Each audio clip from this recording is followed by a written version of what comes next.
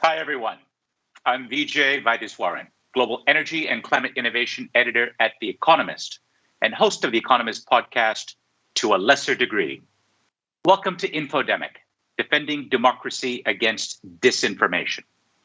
This special live stream is part of GZERO Media's Global Stage series, produced in partnership with Microsoft.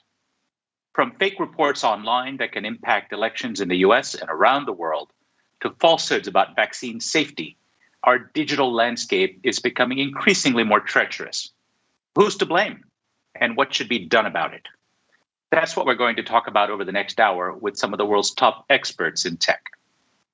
To kick us off, I'm joined by Ginny Badanes, Director of Strategic Projects, Cybersecurity and Democracy at Microsoft, and Kevin Allison, a Director of Eurasia Group's Geo-technology practice.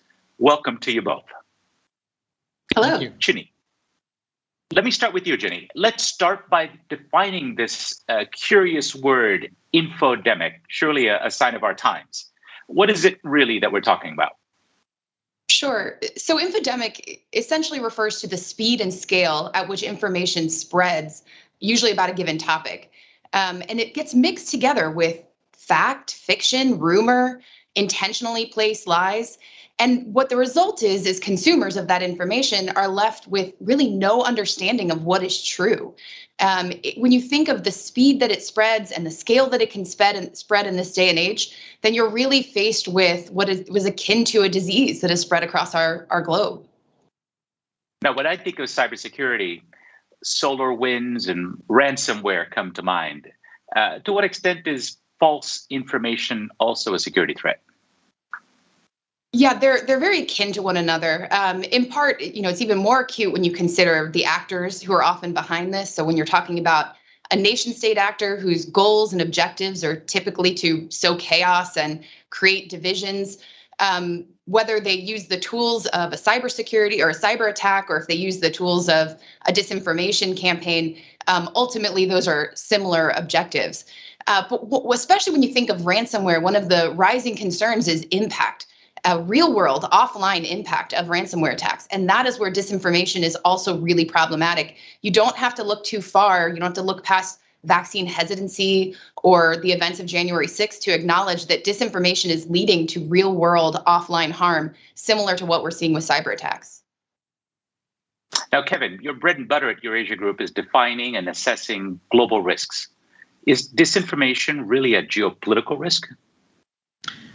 Absolutely. And I think Ginny got us off to a great start talking about some of the aspects of disinformation, the infodemic that makes it different. The fact that she referenced the velocity, the way that it can spread. I think there's a few other elements here that are important. There's an economy behind it. So modern technology has created the ability to make money off of spreading disinformation. That means you have a lot of actors who are interested in disinformation for both political and financial reasons. And that nexus is leading to geopolitical disruption. I think you can break it down in terms of a few different actors. You have the most high-profile cases are governments that are investing in disinformation operations for foreign influence, and that's what really tends to capture the headlines. But you also have many other governments that are using it for internal purposes, to discredit their political opposition, to deflect from controversy or poor economic performance. So I think you have both a kind of internal political dimension to disinformation and a risk that it creates there, including potentially keeping certain governments that are not meeting the needs of their citizens, giving them another tool to stay in power. And then you have the foreign policy dimension, as everyone knows from the headlines from 2016 election interference all the way up until today, where just last week we had internet companies exposing a new disinformation operation and European governments attributing that information to a state actor. So it is creating many different types of geopolitical risk, both in terms of what happens inside countries and what happens between countries in their foreign relations.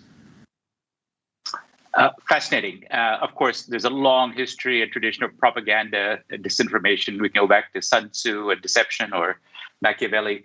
But today, we're going to look at the contemporary expression of this. We're going to examine this issue from a key few angles: the scope of the problem, its impact on democracy, and how to build a more resilient digital world.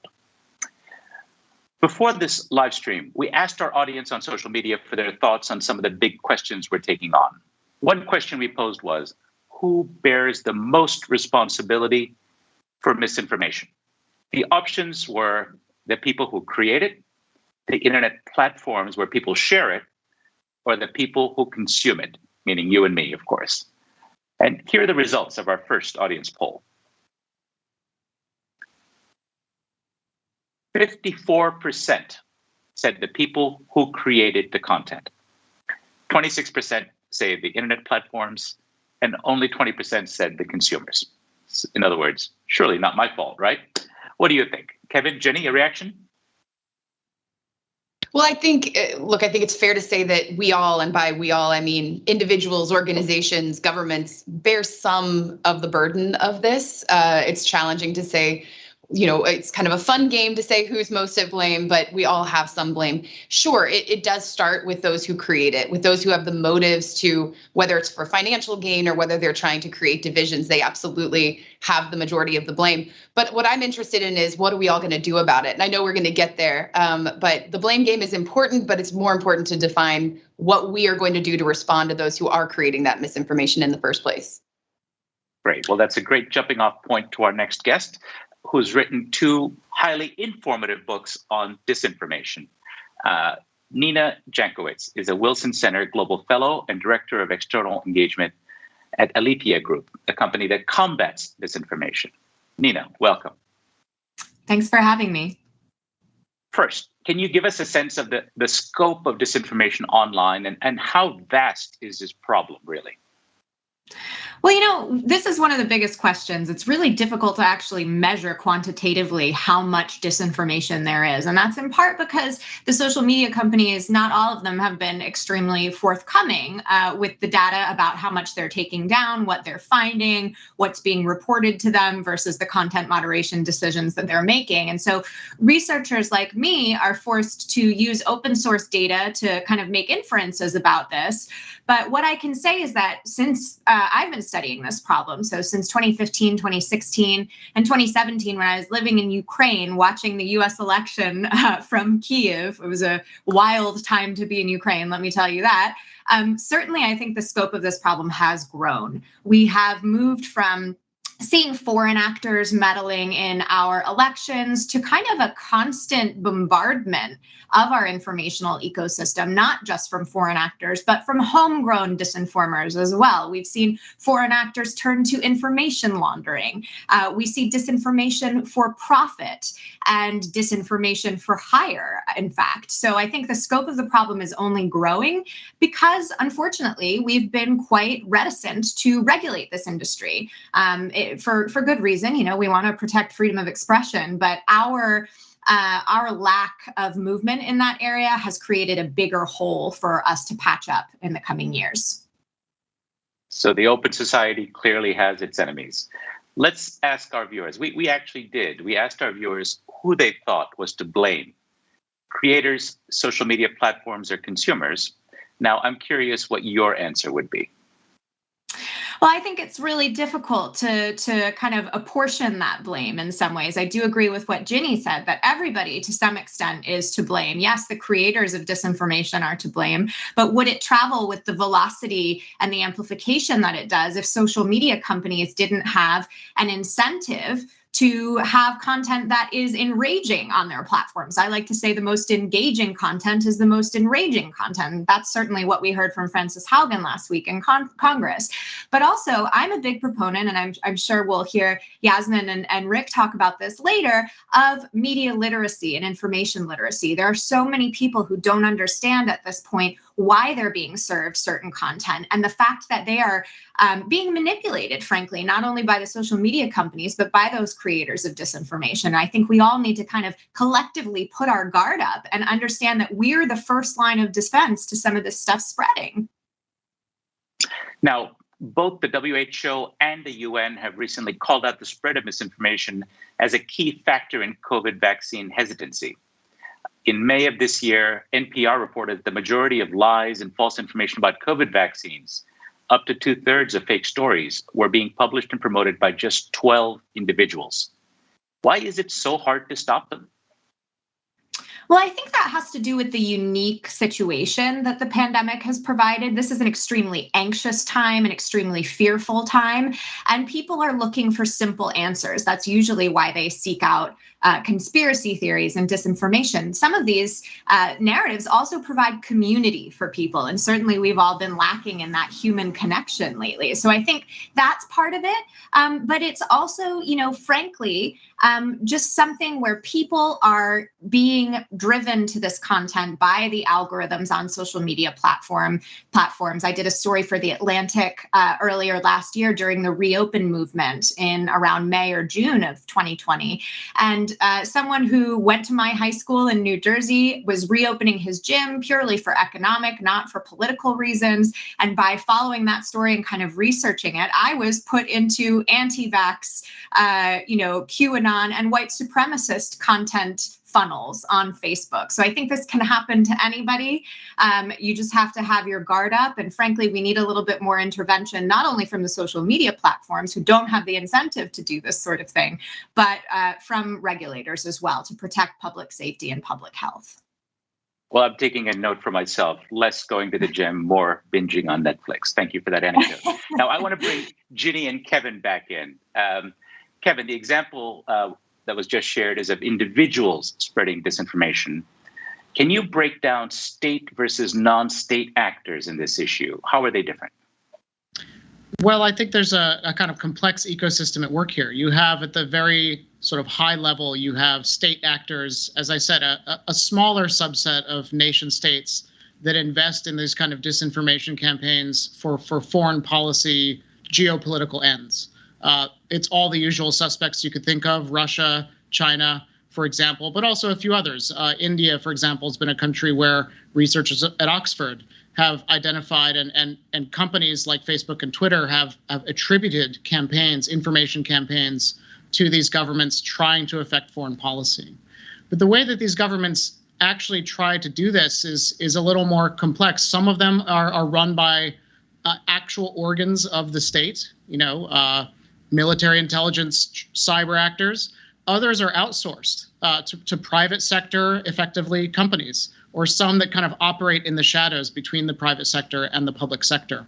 So again, depending on what the country in question that is sponsoring a disinformation campaign wants to accomplish, if it's undermining an adversary country's faith in their own democratic processes, for example, that we've seen in 2016 and ongoing even today, activity emanating from Russia, or whether it's more internal, you have this kind of ecosystem that has sprung up in which governments are either willing to provide the resources for their own internal cyber people, kind of as an extension of cyber methods to go and do these disinformation campaigns. And you've also got countries that are willing to pay, whether it's a troll farm that's just purely set up for disinformation, or even a PR type firm or marketing firm that's kind of willing to go there.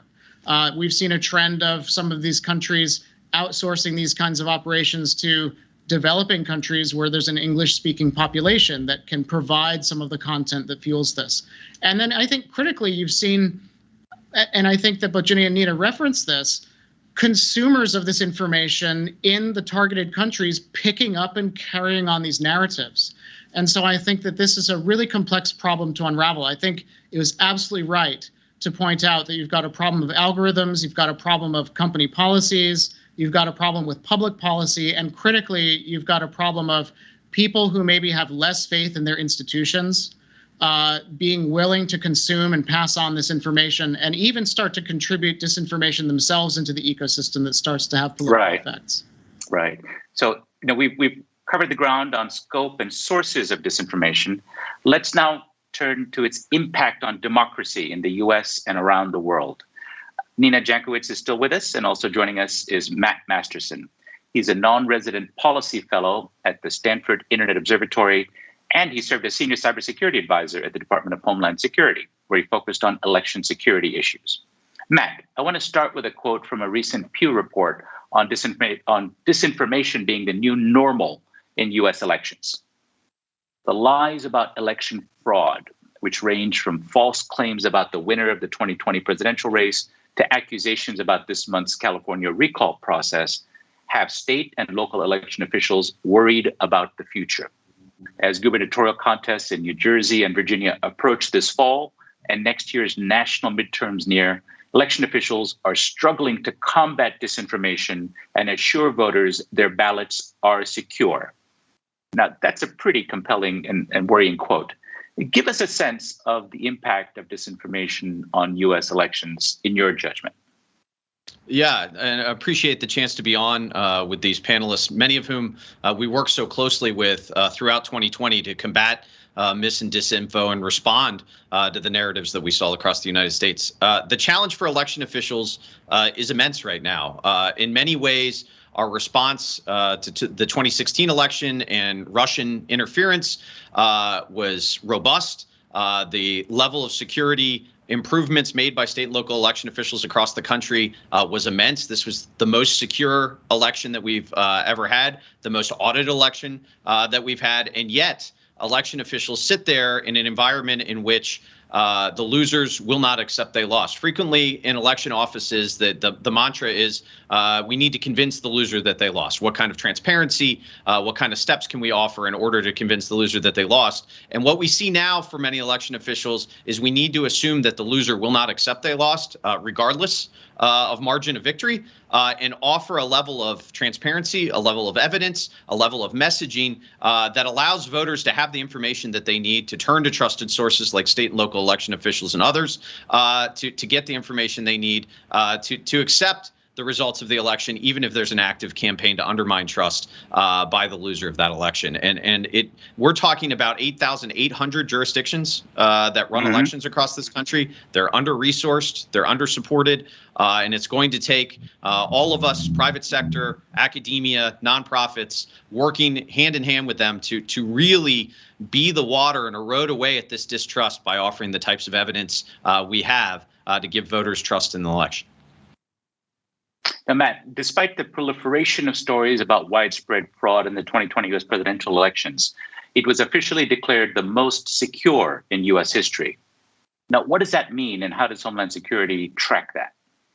Yeah, it's a fantastic question. And that statement that was released not just by Homeland Security and CISA, but it was a combination of state and local election officials and the private sector vendors that support elections in coordination with CISA and the EAC. So this wasn't the federal government speaking on its own, but instead state, local, federal election officials in the private sector. And we were able to offer that assessment because we knew the improvements that had been made. One, 95% or more of votes cast in this last election were cast on auditable paper records, and we saw those records audited across the country. For instance, in Georgia, where they hand count audited every ballot cast in order to ensure the accuracy of the election. We saw in Maricopa County, Arizona, where they have on the books a requirement for hand count audits of those paper records. Secondly, we had a level of insight and support, both from the federal and state level down to the local level that we've never had before. So we had insights in the types of activities targeting election offices, the type of response and remediations. We had resilience across these state and local offices. And I was sitting in Arlington, Virginia on Election Day in our watch center with state and local election official representatives in the private sector. And quite frankly, it was quiet. And we were largely bored because the election officials did such an incredible job building up resilience, building up the backup plans to the backup plans to ensure that they could respond. And so we can just walk through the facts, whether it's the number of Albert sensors deployed, the number of auditable paper records, the amount of systems now behind multi-factor authentication, the work that the private sector, including Microsoft, did to secure these systems that they support. We know, but that doesn't mean that there isn't a lot more work to do. We know that there's a lot more that we need to do to invest in our democracy and to support these officials so that they can provide the type of evidence voters need in order to trust the process. Nina, in a recent article for a special edition of Foreign Policy, you wrote about specific measures that need to be taken to safeguard our elections from disinformation. One of those was greater accountability for people who knowingly spread that disinformation. Now, what does that mean in practice for individuals and governments? Well, I think that could look like a lot of things. And frankly, as I mentioned before, we're pretty behind on regulation in this space. Not only has Congress not passed the Honest Ads Act, which is a bipartisan bill that would give more transparency to online ads during elections about who paid for them and how they were targeted, but we also don't have a lot of accountability for candidates themselves and their campaigns in the sort of campaigning that they do. I think you said at the beginning, disinformation in politics has been around for a very long time, right? It's not going to go away, but I do think we need new rules of the road for the internet era. Maybe that is going to be a new federal regulator for the internet.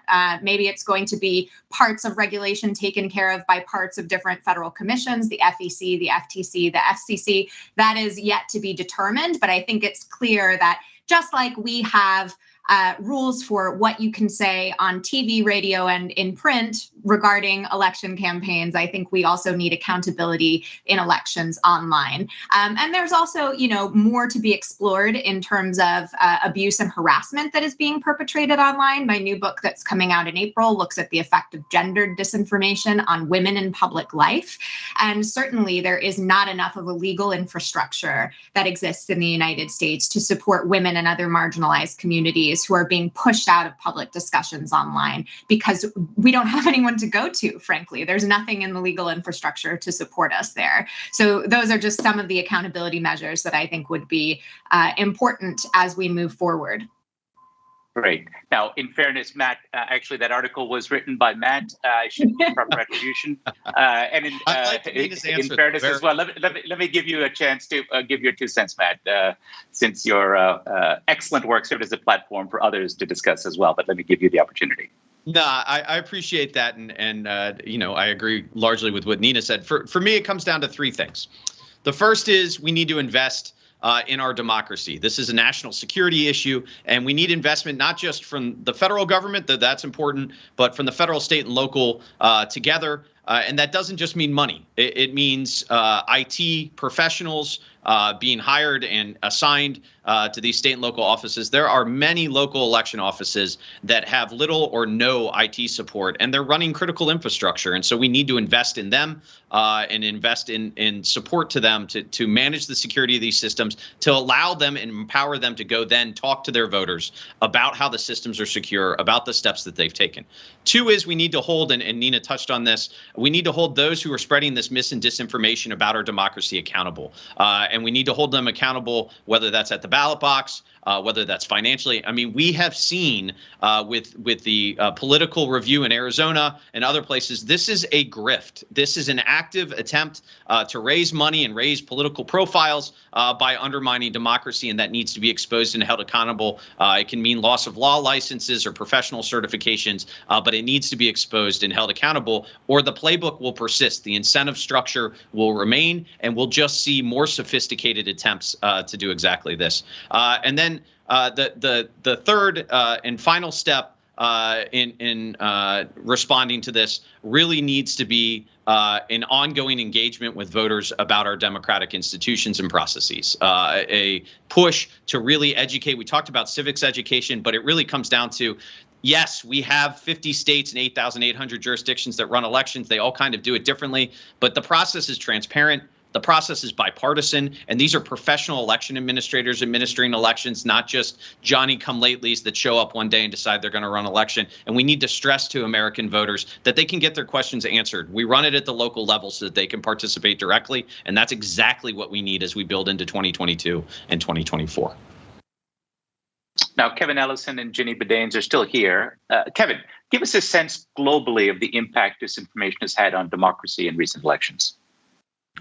Well, I think that the trend that we saw with massively headline-grabbing stories in 2016 around the U.S. election, and that we've seen continue in the West with both the U.S. 2020 elections and recent elections in places like Germany, it's continued, obviously. But in the emerging world, you've got other issues that are bubbling up that maybe you don't see as much in the Western countries. You have a very personal impact of disinformation in places like India, for example, where messages spreading word of mouth between people in small communities on messaging apps lead to people being lynched or to mob violence. And so I think that is also a part of the disinformation problem. And you have larger number of governments that you wouldn't think of typically having very sophisticated malicious cyber capabilities that, as I mentioned earlier, are kind of investing in these disinformation capabilities to protect themselves, to discredit opposition, to flood the information environment with misinformation. So I think you're seeing the potential for these trends to lead to more authoritarian or authoritarian-leaning leaders finding new ways to entrench themselves in power. You know, back in the 2000s, the thinking was that these new social platforms would actually topple tyrants by giving people a means of organizing in things like the Arab Spring, for example. And I think now what you've seen is a kind of inversion of that. And you've got a fear now and I think a legitimate concern that it's actually going to help entrench people who are in positions of power who can marshal this kind of computational propaganda to keep their grip on their population. There's a great saying that, you know, Vladimir Putin in Russia doesn't care if what people are reading, that the disinformation that Russia produces is true or not. If enough of it floods the information space, people don't know what to believe, and they become very cynical. And so I think that that's a thing we need to safeguard against as well, both in Western countries and critically in emerging markets. Now, Ginny, what role should private companies play in safeguarding elections? Sure. Look, as Matt sort of indicated earlier, this is an all hands on deck kind of threat. And the private sector absolutely has a responsibility, frankly, to be engaged and to be helpful. One of the threats that we look at when we consider threats to elections is sort of a hybrid threat, whereby a cyber attack leads to access to information, which is then leaked or put out into the public space at an opportune time and potentially mixed in with inaccurate information to create essentially a disinformation campaign that impacts the election itself. So at Microsoft, we focused on providing cybersecurity support to organizations around elections. We have a program called Account Guard, which gives YubiKeys, which are security keys, to folks in that space, including journalists, anyone who is really targeted by these kinds of campaigns. And then there's a lot of technology solutions that are out there as well. One thing that we've also been focused on is essentially what can be done to identify the truth behind images and videos. And we've been investing in something called media provenance that can help identify whether an image or a video is authentic, whether it came from original source. So there's a lot that companies can be doing, that the business sector can be doing. We're trying to do our part, participate and engage with private sector, public sector as well. But it's absolutely an area where companies should be doing more. Great, thank you. Now let's take a look at another viewer poll. Ahead of this live stream, we asked viewers, has social media on the whole been good for democracy or harmful for democracy? And here are the results. 28% said social media is good for democracy, and 72% said it's harmful. Who wants to weigh in on that? Matt, Ginny? Nina? Sure. Yeah. Well, I think the framework of that is probably with the reflection of what we just saw occur in the US in 2020, what we've seen in Europe. But, you know, you could certainly make the argument that there are areas where the access to social media has been helpful for democracies that are forming, to the initial stages of democracy. But it is hard to argue, if you're looking at what we've all just gone through here in the US and, of course, what's continuing in other countries around the world, to not see how there have been harms that have come about as a result of the infodemic, which is spread primarily on social media. Anyone else want to weigh in on this? I would just add that, you know, I think we hear a lot from social media executives. The majority of the content that's spread on our platforms is positive. It's baby pictures, it's cat videos. Everybody loves stuff like that. And that's true. Social media has also provided a platform for us all to connect during some of these very difficult times over the past couple of years. And we should err more toward that and not the negative stuff, not the harm that creates offline harms as well. And many of these instances are egged on and amplified by the affordances and infrastructures of the platform. So it's not black or white. I don't think we can say that social media is 100% bad for democracy or 100% good for democracy. But I hope that the platforms will start to build products that are more toward the positive side and less toward the money-making negative side in the future. Great. Well, let me thank Matt Masterson and Nina Jankowicz. Thank you both for being here today. Our final discussion is going to be about what solutions to address these significant problems. What can tech companies, governments, and societies do about the infodemic? Rick Stengel served in the State Department during the Obama administration as Undersecretary for Public Diplomacy and Public Affairs. And Yasmin Green is the Director of Research and Development at Jigsaw, a unit within Google that explores threats to open societies. Welcome, both of you. Hi, Vijay. Rick, let me start with you, Rick. Yes. You've written extensively Absolutely. about this topic, and you're also directly responsible for modernizing the U.S. approach to disinformation. Has this infodemic gotten worse in the years since? And if so, why? You know, I have to agree. Well, thanks, BJ. It's great to be here, and the panelists are all wonderful. I'm the most amateurish of all of them. I go back to what Nina said before. It's very hard to measure disinformation. And by the way, we've had this whole panel without actually ever defining the difference between disinformation and misinformation, about which there is misinformation. Disinformation is deliberately false information designed to deceive people. Misinformation, in my definition, is something that's just wrong, either deliberately or accidentally. And you know, I spent most of my career as a journalist. There's a lot of misinformation in journalism because people get things wrong, because human beings are fallible and they get things wrong. So I can't measure how much disinformation there is. I can't even measure if there's more I know this sounds crazy.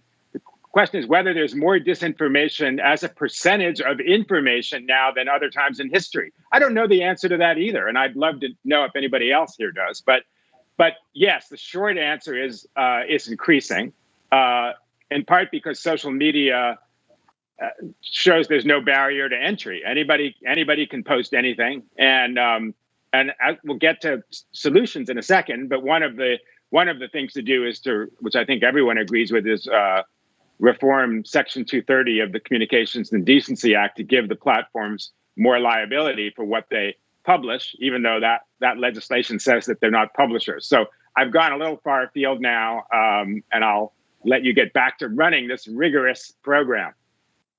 Very good. Well, I appreciate your attention to our rigor, and also your, I think, interesting mathematical formula you put on the table.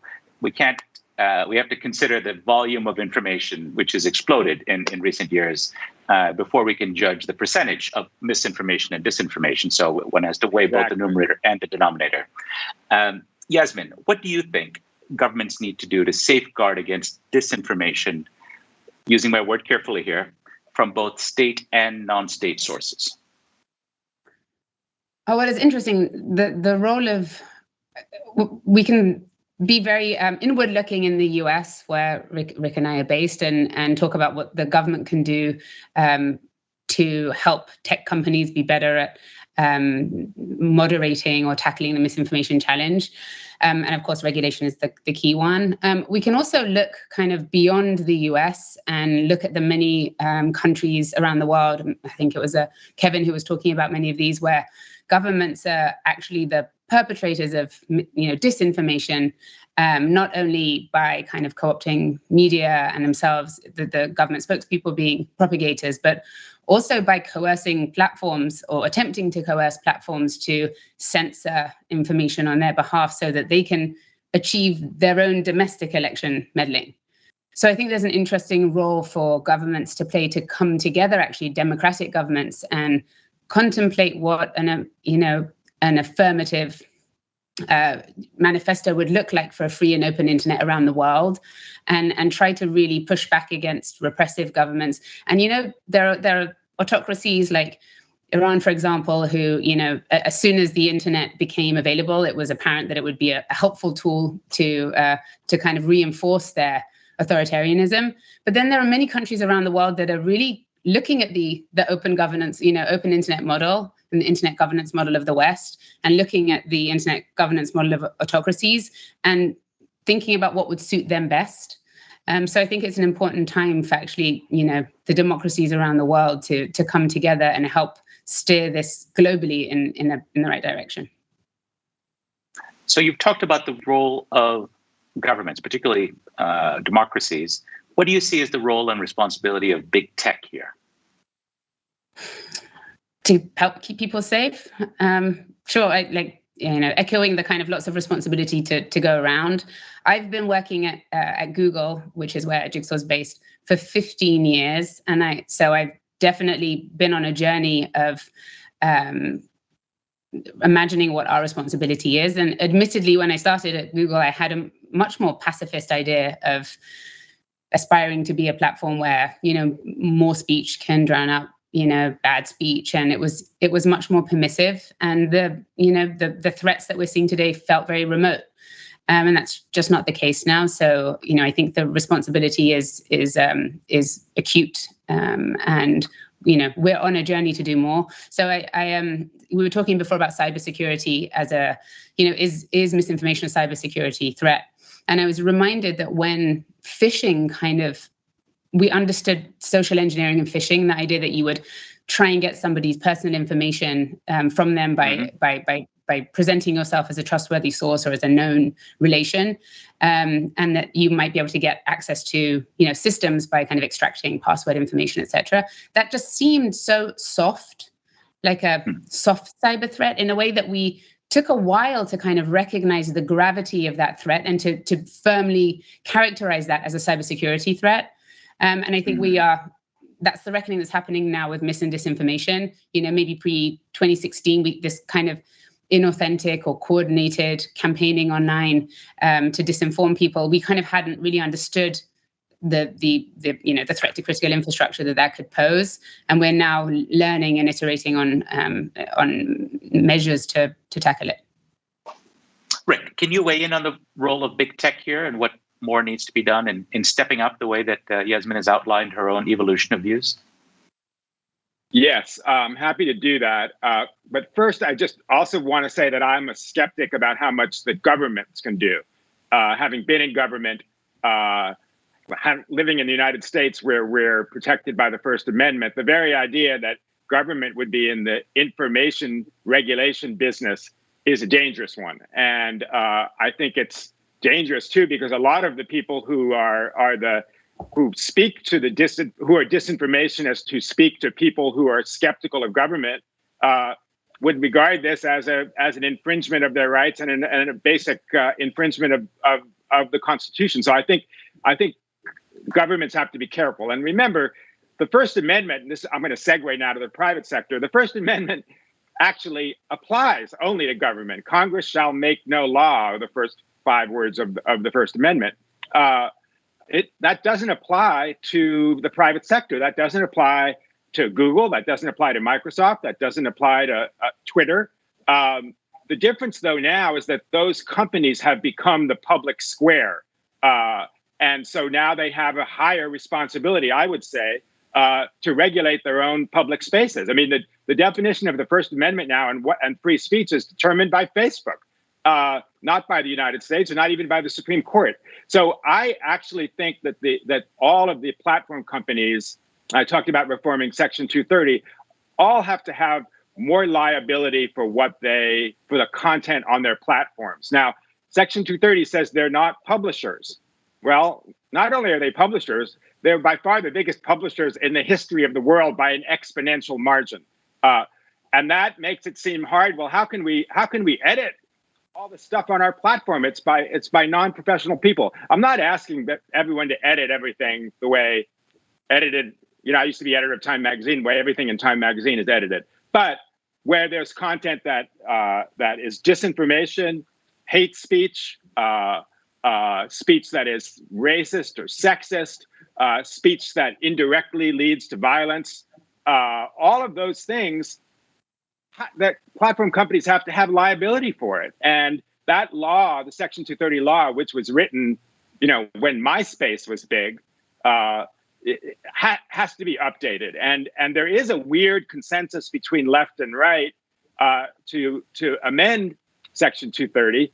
Each side wants to do that for a different reason. But I do think that making the platform companies and the tech companies more liable for their content that is on their platforms is the way to go. It's better than than any government regulation. And there have been lots of ways to do that. I mean, Nina mentioned the Honest Ads Act. That's just one thing. But having much greater transparency is one of the places to start.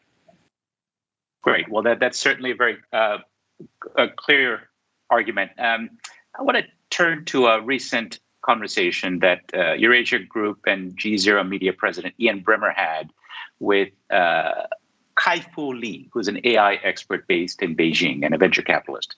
Here's what he had to say about possible regulation and further oversight of social media companies like Facebook. There would need to be certain things established as things that are unacceptable, things like knowingly creating a system that is biased, or knowingly allowing too large a percentage of fake news or deep fake. Just as examples, I think we have to come up with these. And another related idea is there could be a third-party watchdog that publishes on a monthly basis how companies do on these metrics and does standardized tests on them. And the ones that don't do well are shamed, and they lose their brand loses value. So, Yasmin, what do you think about that idea of a third-party entity with oversight of data? Or maybe, I think that the vehicle for making data public is key, and that's actually the nut that we have yet to crack is how do we share meaningful data with external researchers. There have been some high-profile cases of data being shared by major platforms, but ultimately being, barely useful to researchers because it had been scrubbed, some Wednesday and kind of wasn't, instructive. So we have to figure that out. But I think, Kai-Fu Lee is a legend and Rick was also a legend. They actually saying the same thing with respect to transparency. What we need, I think in all the sectors, certainly in tech, is we need rules and we need tools and we need accountability. And the good news is we kind of have the rules and the tools in the tech sector. We have extensive policies that describe what is and isn't permittable.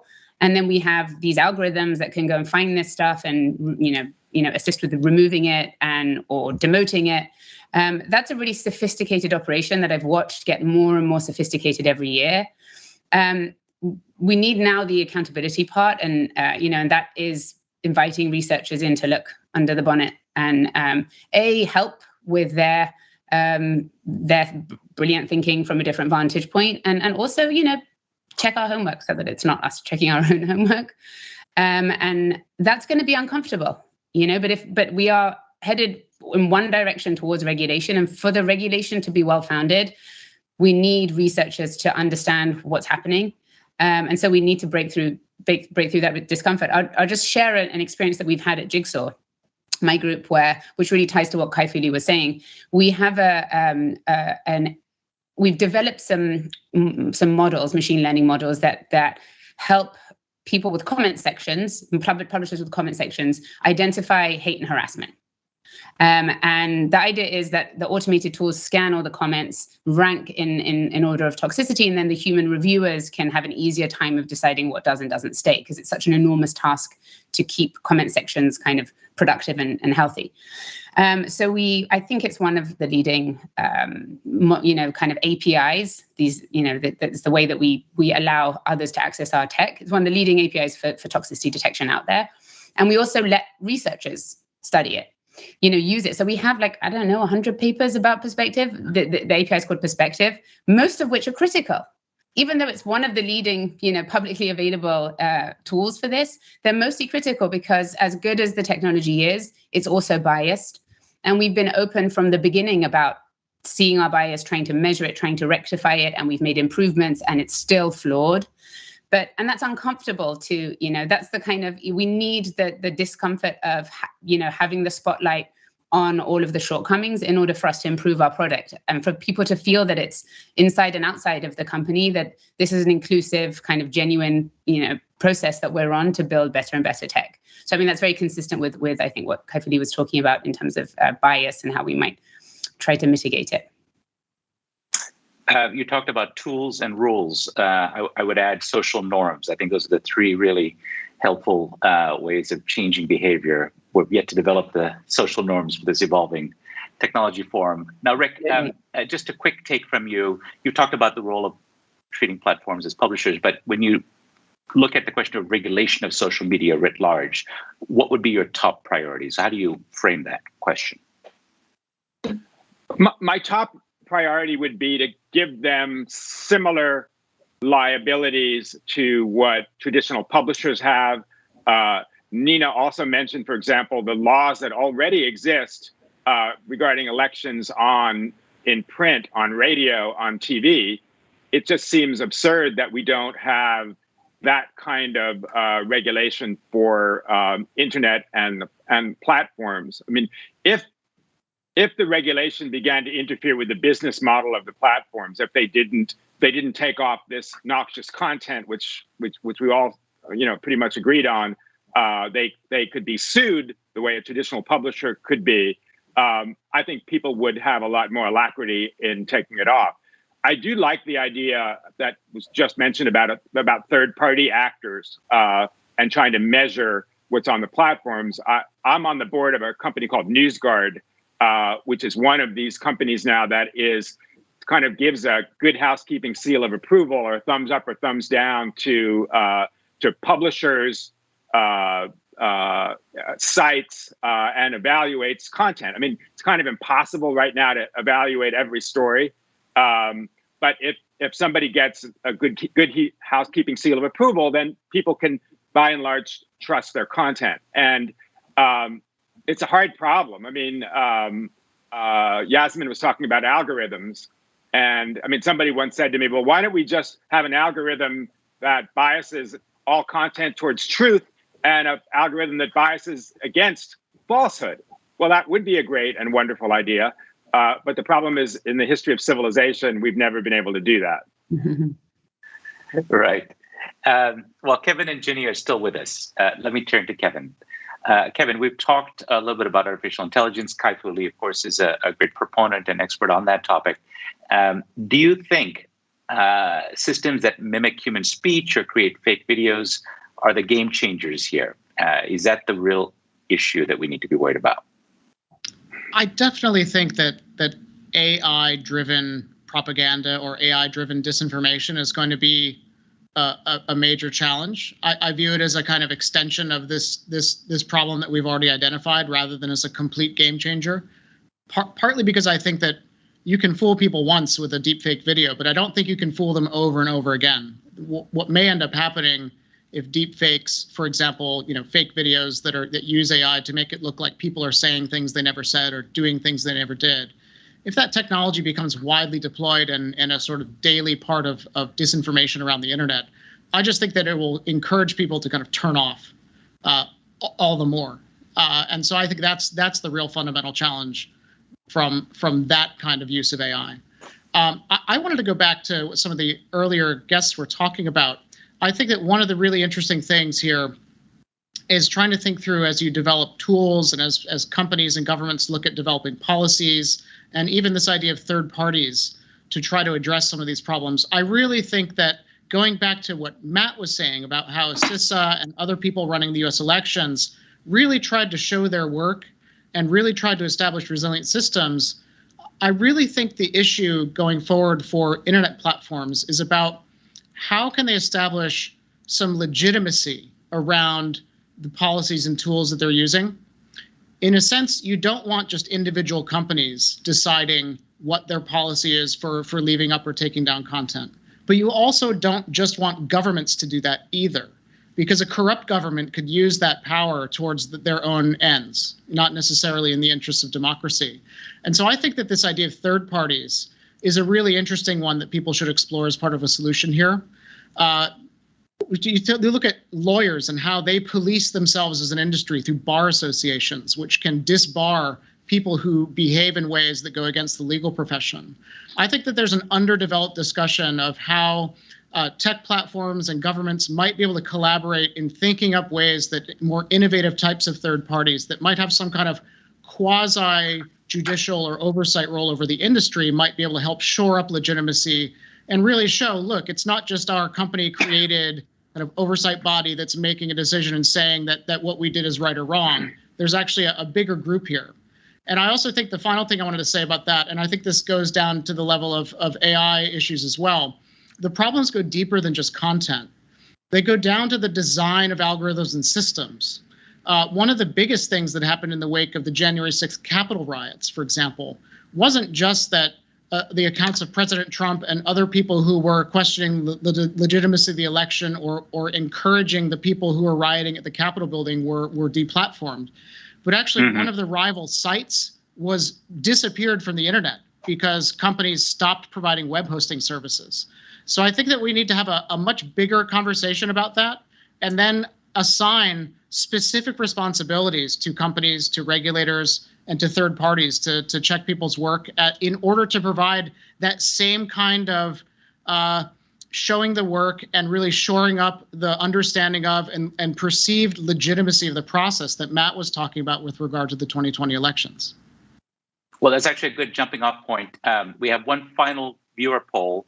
GZERO asked followers on social media, were internet companies right to ban or suspend Donald Trump's social media accounts after the January 6th insurrection at the US Capitol? Yes or no? Very clear demarcation on the question.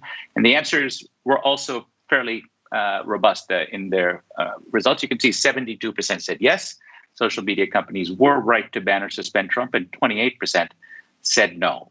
A quick reaction from anyone on my panel who wants to jump in? Well, I saw that question, and one of the followers following accounts commented, if you want to get a broader perspective or a different perspective, you should post that question rather than here on Twitter on, I can't remember what it was, like one of the chans or one of the chat forums online where maybe you might have a different subset of the population who might have different opinions to that. And that actually connects really well with something that Kevin alluded to, which is when when people say to me, well, what's the next big technological threat around disinformation? So we had deepfakes, and we were a little hysterical about that, and we have AI chatbots that are going to be so sophisticated, and what comes next? And I say, when I look forward, actually, the thing that I think is a major emerging issue that we need to grapple with is that as the major platforms prosecute more and more content and individuals and apps for violating their policies on hate and misinformation, this stuff doesn't evaporate. It is not the case that that people stop wanting to plot or ally around hateful topics. So this stuff goes to alternative platforms, and eventually those alternative platforms will exceed the tipping point whereby they become destinations. So people come to the major platforms for a more curated experience, right, some more wholesome stuff, and then they're going elsewhere. And so that, there are some implications of that for us, but I think we have to keep in mind that the online ecosystem is vast, and the major platforms absolutely have to keep their users safe and enforce and be accountable. But we have to think about maybe some of the unintended consequences of that, and think early about how we might mitigate some of those harms. Well, that really expands the technological conversation to a societal one. Let me turn to Rick on this.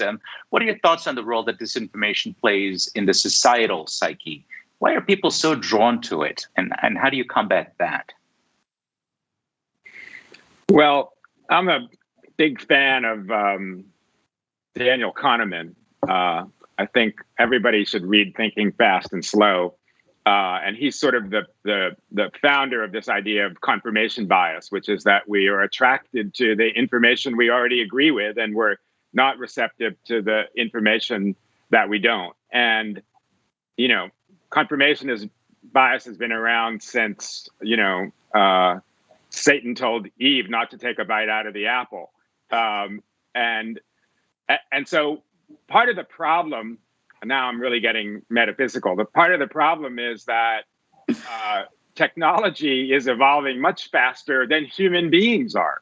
And so the technology can use all of these things that make us human, our willingness to believe lies, the fact that disinformation or strange theories flourish when people feel insecure. The technology can enhance all of those things. That's why we're in this kind of vicious circle.